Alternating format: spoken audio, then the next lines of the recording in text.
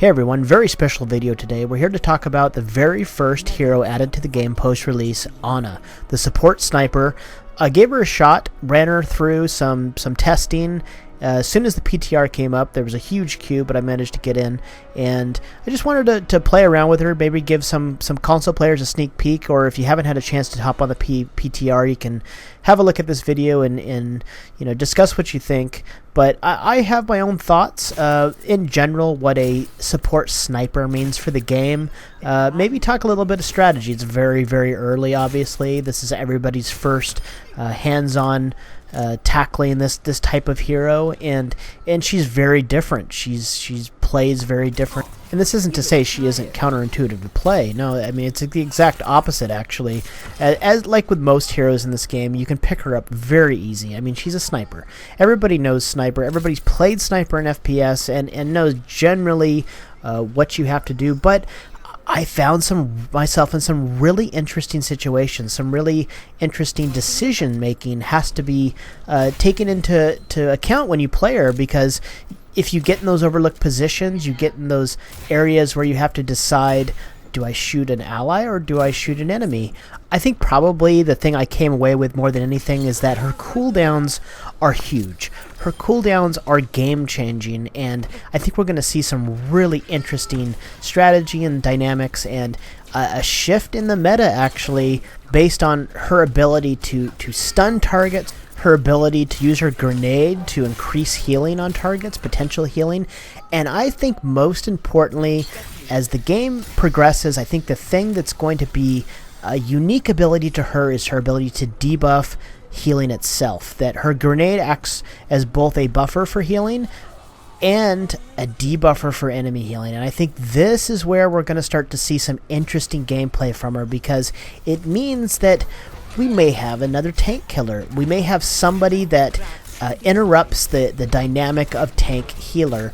And we're going to have to see how it plays out. We're going to have to see where she can situate herself in a battlefield, because I don't think it's straightforward. I don't think it's, okay, she's using sniper, she must be in an overlooked position.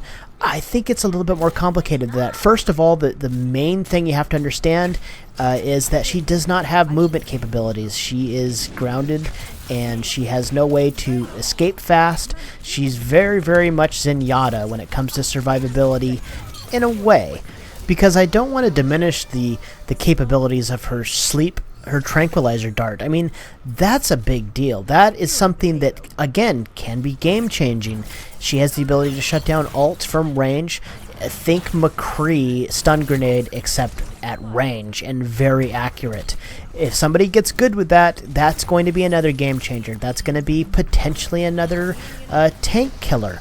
If you can put a tank down for 2-3 seconds on the ground and everybody focus fires them, and a healer is not able to heal them up because you've debuffed them with their grenade, suddenly we have somebody that is maybe in line with Reaper for taking out specific targets very, very quickly, and specifically I'm talking about tanks. Somebody that can coordinate with the team and put that debuff on and mark a target essentially and say, everybody focus fire the tank, they're not capable of getting back up. And I think this is something that in the hands of competitive players, in the hands of pro players, we're going to see some really, really cool gameplay mechanics and some twitch fighting ability that we haven't seen in the support before. And I'm really, really looking forward to seeing what people can do with that. Again, I talked about decision making. She has some interesting decisions as far as placement in the battlefield. Is she going to be a mid-range to frontline fighter? I think probably yes, because again, with her limited mobility, she doesn't have verticality per se. She essentially is reduced to being able to get to any position that the standard heroes can get to. She has no ability to get into unique positions on the battlefield. So you're probably going to see her behind the tanks, slightly back a bit.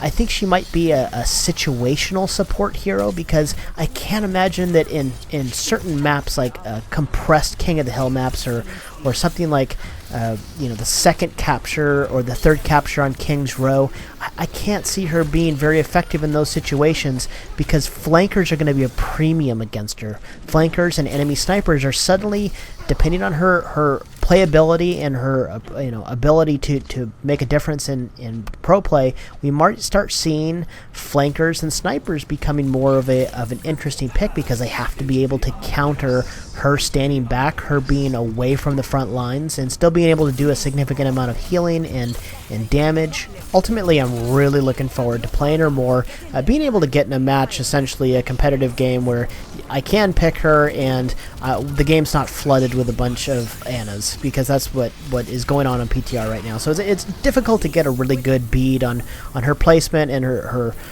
force, her ability to play well in a standard team setting. If you haven't had a chance yet, hop on the PTR, give her a shot, and tell me what you think. We got a lot of questions and a lot of interesting discussions coming up in the weeks to come. As always, guys, good luck out there, and I'll see you in game.